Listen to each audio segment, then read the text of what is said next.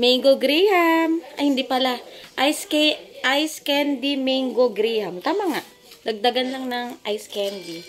For today's video, nagdagdag tayo ng negosyo natin dahil sold out na po tayo sa ating Graham in a tube. Ngayon, nagdagdag po tayo ng ice candy Graham. Kanina pa ako dito, Diyos ko. Ewan ko nakakailan na ako. Siguro nakaka-30 na ako. Yummers! There you go. Siyempre, naghahanap pa rin po tayo ng ating babagsakan ng mga ice candy at Graham. Meron po tayong available na ice candy magnum, ice candy cookies and cream, ice candy ubi cheesy, and then fruity creamy, tapos pandan creamy, at nagbabalak din po tayo ng ube magnum. At nadagdagan na nga po ng ice candy Graham. There you go. Ay, yummy.